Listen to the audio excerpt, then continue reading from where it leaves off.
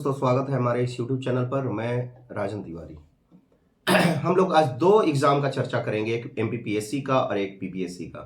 MPPSC में क्या चल रहा है और वहां भी जो 18 दिसंबर से जो आंदोलन शुरू हुई थी उसका अभी क्या स्थिति है।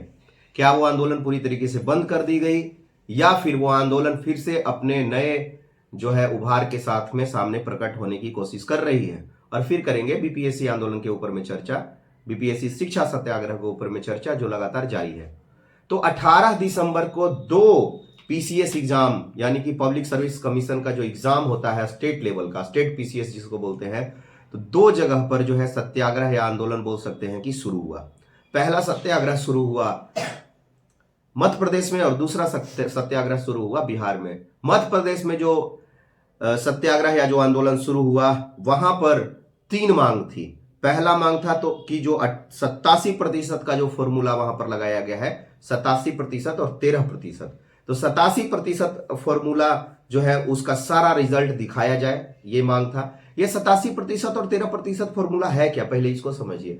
2019 में कमलनाथ की सरकार ने वहां पर 14% का जो ओबीसी कोटा था उसको बढ़ाकर 27% कर दिया।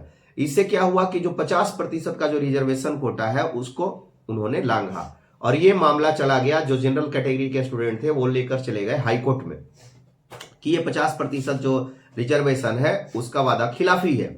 हाईकोर्ट ने अभी तक कोई निर्णय नहीं दिया है। तो इसमें क्या हुआ कि जो 87% जो रिजल्ट है वो तो मिलता है, लेकिन 13% के रिजल्ट पर होल्ड हो जाता है, क्योंकि 13% में सारे ओबीसी के अभ्यर्थी आएंगे या जनरल के सारे अभ्यर्थी आएंगे, इस पर अभी कुछ भी रुख स्पष्ट नहीं है। इसीलिए 13% के रिजल्ट को हमेशा से होल्ड पे रखा जाता है। इससे जो तैयारी करने वाले छात्र हैं उन पर भी प्रभाव पड़ता है। हालांकि कहा यह भी जा रहा है कि जो 87% का आप रिजल्ट जारी कर रहे हैं वो भी कम से कम आप दिखा दें। दूसरा उनका मांग है मेंस का जो वहां पर पेपर होता है, उसको परीक्षा का पेपर दिखाने को लेके कि आप किस तरीके से मार्किंग करते हैं, क्योंकि पीसीएस का जो एग्जाम होता है भारत में उसमें कई तरीके की अनियमितता देखने को लगातार मिलती है, सभी राज्यों में मिलती है। इसीलिए इस तरीके का वहां पर डिमांड किया जा रहा है।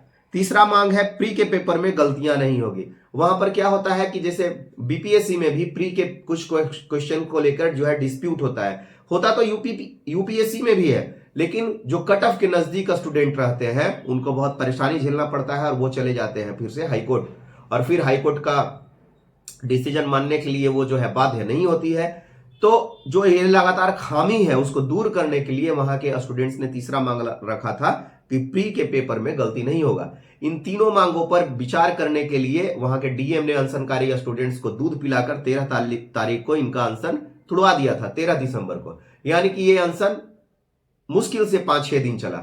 लेकिन बिहार में जो आंदोलन हो रहा है, जो शिक्षा सत्याग्रह हो रहा है, वो लगातार 18 तारीख से अभी तक जारी है। और इसमें 25 तारीख और 29 तारीख को जो प्रशासन के साथ में प्रशासन के पास में अपनी बात को रखने के लिए जब अभ्यर्थी मार्च करने पहुंचे तो इन पर लाठियां भी बरसाई गई, पानी के फव्वारे भी बरसाए गए और पता नहीं क्या क्या किया गया। तो ये जो स्थिति है दोनों पीसीएस एग्जाम की वो बहुत ही एक तरह से अभी के समय में दुखद है। एक ही तरह का एक ही दिन आंदोलन, लेकिन आंदोलन में दो चीजें हैं दोनों जगह पर। यदि आप देखें तो फिर से जो है बोला गया था कि ज्यादा पद निकाले जाएंगे। इन्होंने बोला था एमपीपीएससी के स्टूडेंट ने कि 700 पद दीजिए हम लोगों को इस एग्जाम में, लेकिन इस बार जो नई नोटिफिकेशन निकाली गई उसमें मात्र 158 पद है, जो कि बहुत ही कम कहा जा सकता है। तो इंदौर के डीडी पार्क में कुछ विद्यार्थी जो है मिलने आए कि फिर से हम कल यानी कि 1 जनवरी को कि फिर से हम आंदोलन को स्टार्ट करेंगे। उसमें जो है मुख्य जो इनके विद्यार्थी थे, अभ्यर्थी थे या बोल सकते हैं कि छात्र नेता थे, उनका नाम है राधे जाट और दूसरा है रंजीत किसानवंशी। इनको जो है बोला जा रहा है छात्रों की तरफ से कि इनको डिटेन किया गया है, लेकिन पुलिस ये मानने से इनकार कर रही है। इनका जो छात्र संगठन है NEYU, national education youth union, ये जो है इन्होंने फिर से प्रोटेस्ट करने का कोशिश किया था और अपना जो है बोल सकते हैं कि अपनी मांगों को फिर से रखने का कोशिश इन्होंने किया था। और इनका कहना है कि हमारे साथ में वादा खिलाफी किया गया मध्य प्रदेश सरकार के द्वारा। अब क्या है कि प्री का जो कट ऑफ है वो जारी नहीं करने को लेके भी बोला है आयोग ने। वो बोला है कि पूरा जब प्रोसेस कंप्लीट हो जाएगा तो ही हम प्री का कट ऑफ जारी करेंगे। आरटीआई आवेदन भी स्वीकार नहीं कर रही है और आपत्ति शुल्क को, यदि आप किसी भी क्वेश्चंस पे आपत्ति करते हैं, उसको 100 से बढ़ाकर 150 रुपए कर दिया गया है। तो ये तमाम तरह का वहां का जो है बोल सकते हैं कि खामियां जो है नजर आ रही है एमपीपीएससी में। अगर बीपीएससी का बात किया जाए तो बीपीएससी 17वीं में 4,83,000 विद्यार्थी शामिल होते हैं। 18,000 अभ्यर्थी जो है उनका एग्जाम सेंटर रहता है बापू परीक्षा केंद्र, जो एशिया की सबसे बड़ी एग्जाम सेंटर है, पटना में स्थित। वहां पर परीक्षा में धांधली होती है, बहुत ही लेट से जो है प्रश्न पत्र दिए जाते हैं और कुछ लोगों को तो प्रश्न पत्र 2 घंटे में भी नहीं मिलते।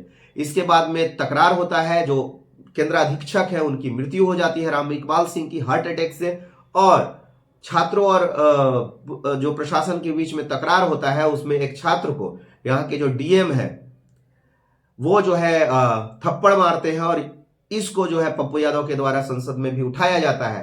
पुनः एक परीक्षार्थी थे सोनू कुमार यादव, उनका जो है मृत्यु हो जाता है, वो आत्महत्या कर लेते हैं 25 दिसंबर को, 24 दिसंबर को, 23 या 24 दिसंबर को। 25 दिसंबर को पुनः छात्र जो है सड़क पर निकलते हैं विरोध जताने के लिए कि अब आत्महत्या हमारे स्टूडेंट करने लगे हैं, अब तो सुनिए आप, कब तक आप बहरा बने रहिएगा। वहां पर फिर उन पर जो है लाठियां बरसाई जाती है और छात्र और शिक्षक, जो सीनियर स्टूडेंट है और शिक्षक भी हैं, रोहित प्रियदर्शी, उनको गिरफ्तार कर लिया जाता है। उन पर कई जो है आईपीसी का और बीएनएस का कई एक्ट के तहत मामला दर्ज किया जाता है, धारा लगाया जाता है। इसके बाद पुनः जो है जन सुराज के प्रशांत किशोर को साथ लेते हुए छात्र जो है छात्र संसद करते हैं गांधी मैदान में 29 तारीख को, और वहां से वो राजभवन की तरफ जब मार्च करने लगते हैं तो पुनः जेपी गोलंबर के पास में छात्रों के ऊपर में लाठियां बरसाई जाती है बिहार सरकार के द्वारा, और उसमें कई छात्र घायल होते हैं, कई अभ्यर्थी घायल होते हैं, महिला अभ्यर्थी कई आईसीयू में चले गए हैं, और लगभग 29 लोगों पर, सिर्फ स्टूडेंट पे, और उसमें कई शिक्षक शामिल है और कुछ पॉलिटिकल पार्टी के एक्टिविस्ट भी शामिल है, 29 लोगों पर एफआईआर दर्ज की गई है विभिन्न धाराओं में, और कई लोगों को जो है बॉन्ड भरवाकर, जो पर्सनल बॉन्ड होता है पीआर बॉन्ड, उसको भरवाकर उनको छोड़ा गया है, यानी कि बेल ग्रांट किया गया है।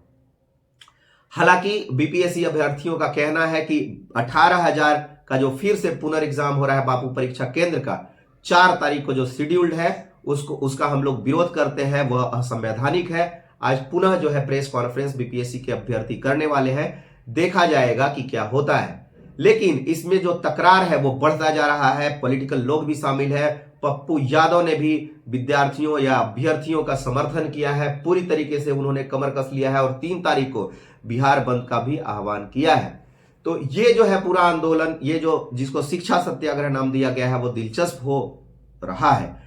जो एक टीचर है रमांशु सर, जो विद्यार्थियों के हीरो बनकर आए हैं, अभ्यर्थियों के हीरो बनकर आए हैं, उनको भी चोट लगा था, वो भी अस्पताल में भर्ती थे, उनको पुलिस ने डिटेन भी किया था और फिर उनको बेल पर भी छुड़ाया गया। हालांकि रमांशु सर ने, जो अभ्यर्थियों के शिक्षक है रमांशु सर ने बोला है कि पहले हम गांधी की भूमिका में थे, पहले हम सत्याग्रह की भूमिका में थे, अब सत्याग्रह होगा लेकिन अब हम सरदार पटेल की भूमिका में शुरू करेंगे पुनः तरीके से आंदोलन को।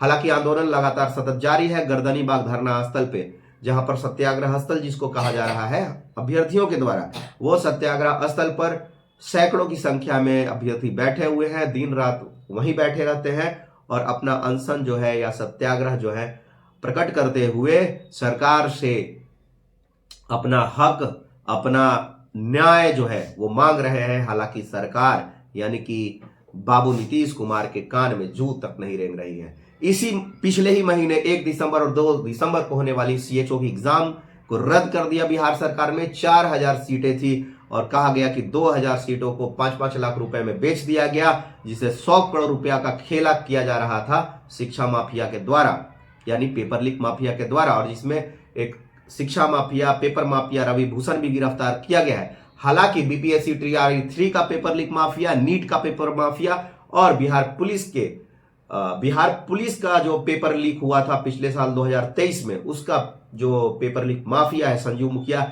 अभी पुलिस के हाथों नहीं चढ़ा है, पुलिस के गिरफ्त से बाहर है। और बिहार पुलिस के लगातार जो है लोग छात्रों को गालियां दे रहे हैं, अभ्यर्थियों को गंदी गंदी गालियां दे रहे हैं, जिसका वीडियो फुटेज पूरे मीडिया में वायरल है। और इनको शर्म करना चाहिए, क्योंकि हर घर में बच्चे तो होते ही हैं, अभ्यर्थी तो होते ही हैं। आपका बहुत बहुत धन्यवाद।